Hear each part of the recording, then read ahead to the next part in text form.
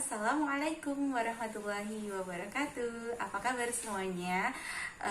Teman-teman kelas 9, alhamdulillah kita sudah mempelajari satu bab di kelas 9 pada pertemuan yang kemarin, dan kita sudah melakukan ulangan harian juga dengan tema dinamika perwujudan Pancasila sebagai dasar negara dan pandangan hidup bangsa. Oke, selanjutnya teman-teman, kita akan masuk ke materi yang selanjutnya, yaitu tentang kedaulatan negara kesatuan Republik Indonesia. Oke, pada pokok bahasan kali ini setidaknya ada beberapa yang akan kita pelajari, di antaranya yaitu hakikat kedaulatan dan teori kedaulatan. Yang kedua tentang bentuk dan prinsip kedaulatan Republik Indonesia. Selanjutnya tentang dinamika perwujudan kedaulatan negara Republik Indonesia. Oke, kita mulai ya. Nah, sebelumnya kita harus sudah paham dulu nih, apa sih sebenarnya kedaulatan itu? Nah, teman-teman, kedaulatan itu berasal dari bahasa Arab yang berarti daulah, artinya kedaulatan tertinggi. Jadi kedaulatan itu berasal dari bahasa Arab yaitu daulah, yang berarti kekuasaan tertinggi. Sedangkan menurut KBBI atau Kamus Besar Bahasa Indonesia, kedaulatan adalah kekuasaan tertinggi atas pemerintahan negara, daerah, dan sebagainya. Nah, oleh sebab itu, maka kedaulatan negara dapat disebut sebagai kekuasaan tertinggi yang ada pada suatu negara. Oke, kita lanjut ya. Nah, kita sudah belajar tentang pengertian kedaulatan. Oke, kita masuk ke bentuk kedaulatan. Bentuk kedaulatan ada dua, teman-teman, yaitu kedaulatan ke dalam dan kedaulatan keluar. Apa sih sebenarnya kedaulatan ke dalam dan kedaulatan keluar itu? Ingat arti dari kedaulatan. Kedaulatan adalah apa tadi? Kekuasaan tertinggi.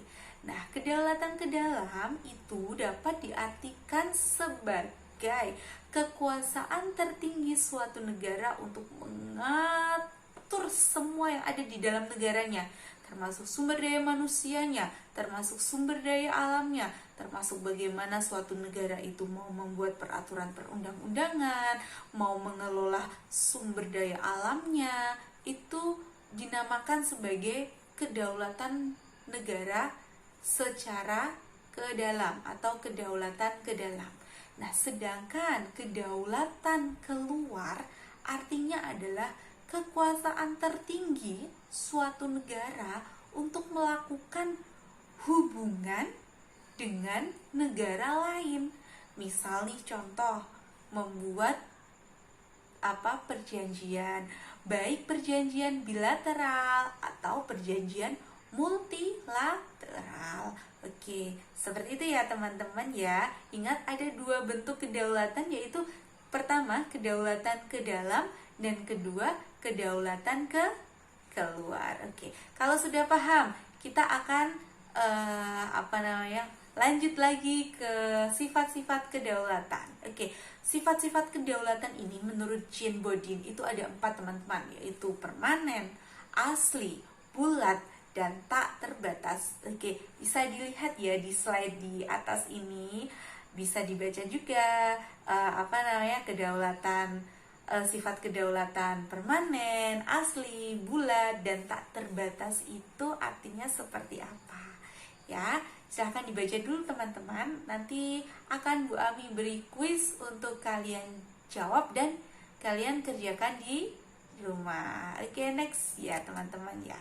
Oke, berbagai macam teori kedaulatan. Selanjutnya, nah, paling tidak ada 5 macam teori kedaulatan, yaitu teori kedaulatan Tuhan, teori kedaulatan raja, teori kedaulatan negara, teori kedaulatan hukum, dan teori kedaulatan rakyat. Oke, kita mulai yang pertama. Teori kedaulatan raja. Teori kedaulatan Tuhan dulu deh, oke ya. Teori kedaulatan Tuhan. Menurut teori kedaulatan Tuhan ini, bahwasannya segala sesuatu yang terdapat di alam semesta itu merupakan pemberian dari Tuhan.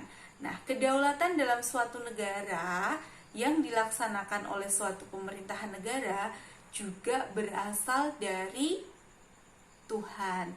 Coba kalian cari contohnya, negara mana sajakah yang menggunakan teori kedaulatan Tuhan. Next ya, oke. Teori kedaulatan raja. Teori kedaulatan raja ini bahwasanya kekuasaan yang tertinggi itu ada di tangan seorang raja. Jadi raja ini merupakan penjelmaan dari Tuhan. Raja adalah bayangan dari Tuhan. Agar negara kuat, raja pun harus memiliki kekuasaan yang absolut dan tidak terbatas. Seperti itu teman-teman. Oke, lanjut ke teori kedaulatan negara. Oke, kalau menurut teori kedaulatan negara ini, bahwasanya kekuasaan tertinggi itu terletak pada suatu negara. Sumber maupun asal kekuasaan yang dinamakan dengan kedaulatan ialah raja. Jadi kedaulatan, negara maksud Bu Ami. Jadi kedaulatan itu muncul bersamaan dengan lahirnya suatu negara. Oke, Bu Ami ulang ya.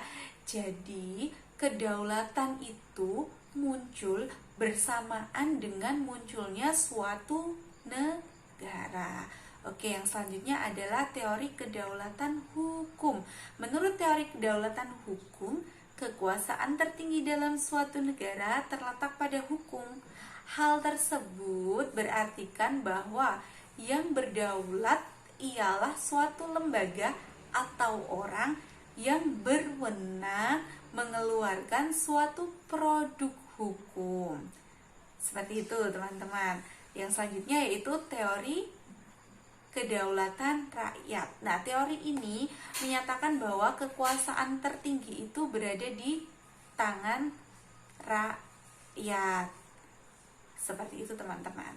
Oke, ada 5 ya tadi ya, teori kedaulatan Tuhan, teori kedaulatan raja, teori kedaulatan hukum, teori kedaulatan negara, dan teori kedaulatan rakyat. Oke, nah tugas kalian sekarang adalah mengidentifikasi Indonesia ini menganut teori kedaulatan yang mana. Dari 5 ini, Indonesia menganut salah satu teori kedaulatan kelimanya, salah satunya maksud Bu Ami. Nah, coba identifikasilah dari peraturan perundang-undangan yang mana yang menyebutkan bahwa Indonesia ini, misal nih Bu Ami ambil contoh, oh ternyata Indonesia ini menganut teori kedaulatan Tuhan, semisal ya teman-teman. Nah, kalian cari mana yang menegaskan bahwasanya Indonesia ini menganut teori kedaulatan Tuhan. Oh bukan Bu Ami, Indonesia tidak menganut teori kedaulatan Tuhan, melainkan teori kedaulatan yang mana. Nah, sekarang tugas kalian adalah mengidentifikasi. Oke, seperti itu ya teman-teman. Silahkan kalau ada yang ditanyakan, kalian bisa japri Bu Ami atau bisa langsung ditanyakan di WA grup pembelajaran kita. Oke, Bu Ami akhiri ya teman-teman. Billahi taufiq wal hidayah. Wassalamualaikum warahmatullahi wabarakatuh.